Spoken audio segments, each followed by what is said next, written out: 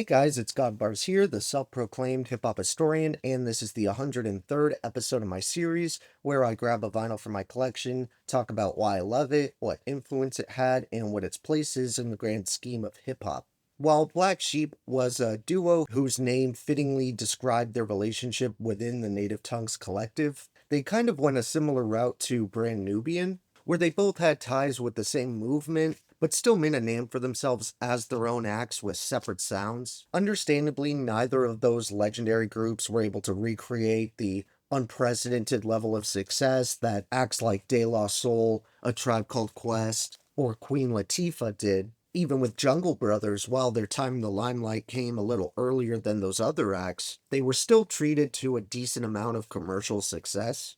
Drace and Mr. Longe opted to take their own path, and instead of trying to copy the formula of the successful artists around them, they paved their own way and gave the native tongue sound another dimension. The way Drace introduced their debut album, A Wolf in Sheep's Clothing, was one of the biggest risks he could have taken, but it ultimately pays off to me. It also stays a shining reminder of the importance of context in music or art in general. Because if you had never heard of Black Sheep and didn't know they were affiliated with a movement like Native Tongues, you may not catch that the song is tongue-in-cheek and making fun of certain excessive West Coast gangster rappers with overactive imaginations at the time. If you just take the vile acts he talks about doing to his family the second he wakes up at face value, you may not even make it to the next track, as I could see someone going, "Oh my god, these guys are evil. He's talking about assaulting and even killing his own mother, father, and sister." Even when it's revealed to be a dream at the end, some people may misinterpret that as him dreaming about doing these messed up things in real life. In reality, he's making a commentary about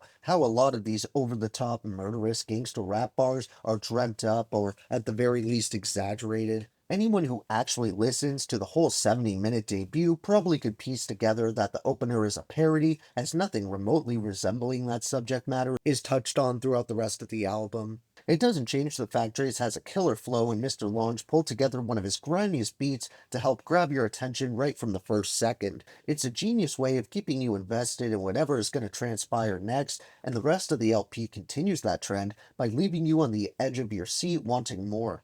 It ultimately makes this album seem shorter than it really is, which is impressive considering there's a number of tracks that may not have been smash hits necessarily, but they got a lot of play in the early 90s and are remembered by many fondly. A lot of the time, even with albums that are popular, people won't know more than one or two songs, but then you'll get classics like Strictly Business, 2001, Get Rich or Die Trying, or Good Kid Mad City, where so many game-changing tracks that everyone's familiar with show up there that it permanently etches itself into hip-hop history. Obviously, A Wolf in Sheep's Clothing didn't top the charts and sell the way those albums did, but most people that remember it do so in a positive light and can name multiple songs. I think that's kind of the trade-off for not having worldwide fame, because albums by certain popular rap artists in the late 80s to early 90s may have sold more than Black Sheep's debut here, yet they'll be omitted from certain lists of best 90s albums, while A Wolf in Sheep's Clothing usually will rank pretty high and practically always make the list.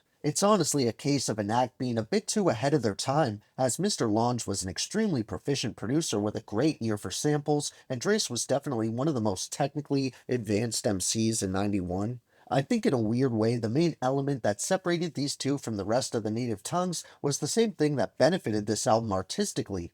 Of course, it played to their name and concept as artists, but by not having quite as much jazz influence as Tribe, they managed to provide something unique while still hitting a lot of the same themes. The beats may be more rugged and bare bones, but Drees doesn't let that stop him from pointing out double standards and issues with downgrading and over-sexualizing women, to discussing individuality and stressing the need to be thoughtful and intelligent, opposed to reckless and self-indulgent. This is another one of those projects you could tell the duo who created it took their debut seriously and knew it could be their only chance, which is why even across 22 tracks, the only two features listed are fellow Native Tongues affiliates Q-Tip and Chi Ali.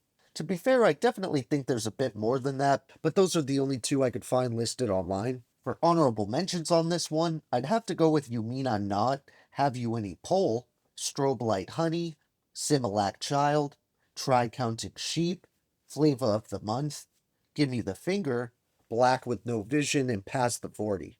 I changed it around a couple times, but my three favorite songs on here would have to be But in the Meantime, Hose We Knows, and The Choice Is Yours, really either version. Thank you for watching my 103rd video. Next time we're coming back here to CA to do one of my favorite Bay Area releases.